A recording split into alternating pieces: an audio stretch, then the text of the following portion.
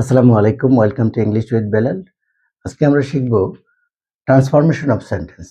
তো যারা নবম, দশম, একাদশ, দ্বাদশ শ্রেণীতে আছেন তাদের জন্য এটা খুবই উপকারী হবে। অ্যাফার্মেটিভ টু নেগেটিভ, অর্থাৎ অ্যাসার্টিভ সেন্টেন্স। আমরা জানি যে অ্যাসার্টিভ সেন্টেন্স দুই প্রকার, একটা হচ্ছে অ্যাফার্মেটিভ, একটা হচ্ছে negative.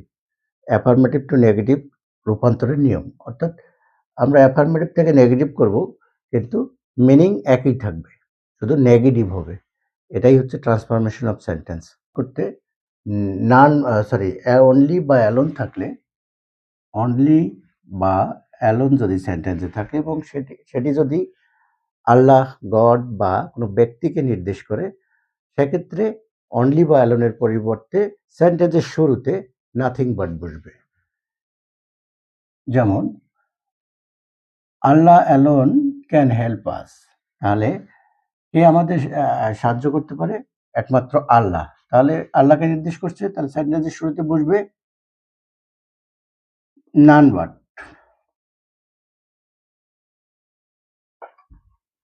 None but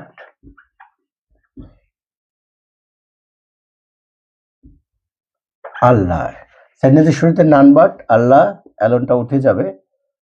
none but Allah can help us. Only Kabir can do the only Kabir can do the work, একমাত্র কবির এই কাজটি করতে পারে। তাহলে অনলি কবির, তাহলে কবিরকে নির্দেশ করছে।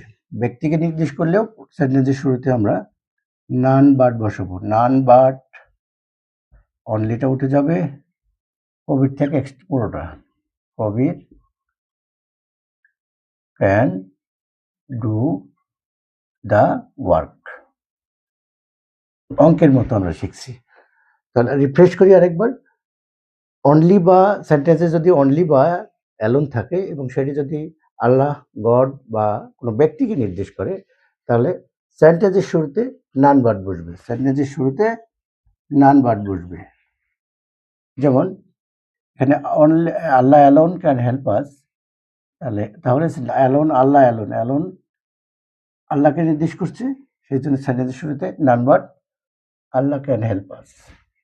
আবার দ্বিতীয় সেন্টেন্সে only Kabir can do the work, একমাত্র কবিরই কাজটা করতে পারে, তো ব্যক্তিকে নির্দেশ করছে, সুতরাং আমরা সেন্টেন্সের শুরুতে নান বাট বসাবো,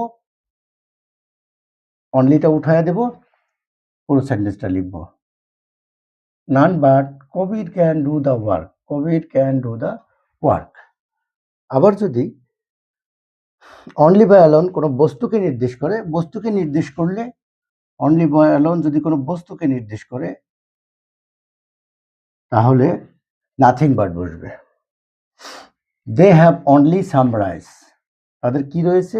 শুধুমাত্র রাইস রয়েছে, শুধুমাত্র রাইস রয়েছে, অর্থাৎ অনলি রাইস রয়েছে। তাহলে অনলি বস্তুকে নির্দেশ করছে, বস্তুকে নির্দেশ করলে অনলির পরিবর্তে নাথিং বাট বসবে।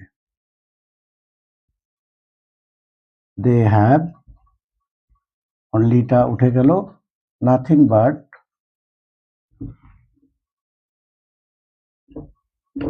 সাম রাইস, রাইস। আবার অনলি বা অ্যালোন যদি সংখ্যা নির্দেশ করে, তাহলে অনলি বা অ্যালোনের পরিবর্তে নট মোর দ্যান অথবা নট লেস দ্যান বসবে। নট মোর দ্যান অথবা নট লেস দ্যান বসবে।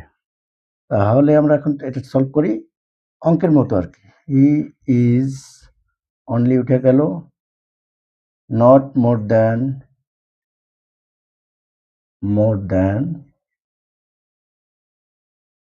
20 years old। আশা করি আপনারা বুঝতে পেরেছেন।